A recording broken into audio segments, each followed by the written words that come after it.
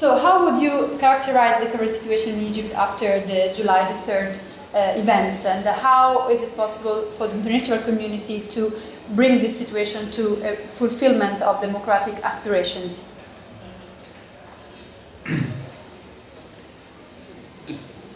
Egypt is traversing a very, very fragile and difficult period.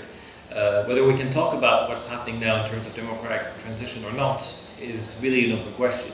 There was military intervention to remove an elected president.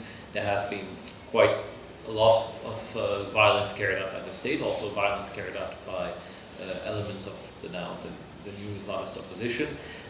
The moment is not really one in which people are focusing on the more long-term goal of democratic transition. The fact is, like it or not, accept what happened or not, there is a government roadmap that takes the country back to a fully civilian elected government in a time span of 6 months. The government is committed to the roadmap, although there are many criticisms from all sides of the contents of that roadmap.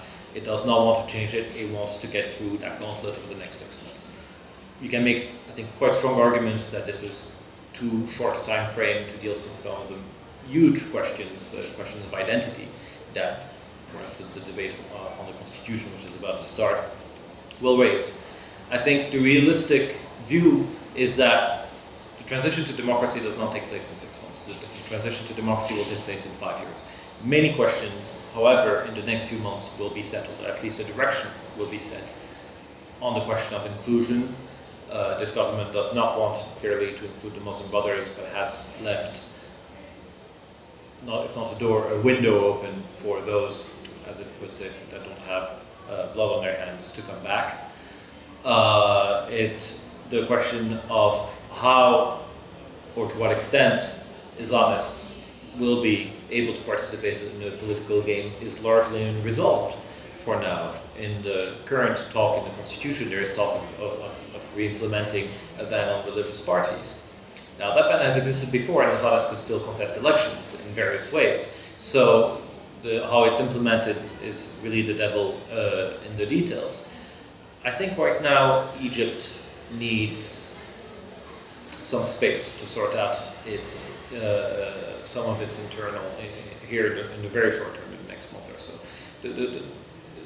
to sort out how it will get out of this crisis. The international community in the short term probably cannot do much because the doors aren't open for it to, whether it's engage in mediation or more generally take part in the post-Morsi Egyptian process. There is a wave of hysteria that has taken the country. There's a curfew in place, a state of emergency, a lot of fear around. I think the international community needs to take this time to reflect on how it can help Egypt, put Egypt on a more democratic path, and what previous approaches have failed. The international community largely embraced the Morsi government, thinking that this was the new game in town, that its status as the new dominant political force in Egypt was a fixed reality, at least for the next 5 years until new elections. And clearly that wasn't the case. Egypt was a very fragile political system, and it will continue to be. There is a lot of popular support for the army today. There was a lot of popular support for Mohamed Morsi a year ago. A year from now, we don't know where that popular support is going to be, especially considering the socioeconomic crisis the country is facing. So I think this is a good time to take a step back, to consider the wider ramifications of the political process that's taking place now, and then devise a longer-term strategy to nudge Egypt towards democracy, and to find those allies inside of Egypt who want to take that direction, because obviously not everyone does. I think that a lot more thought needs to be put into that, and there's no easy answer.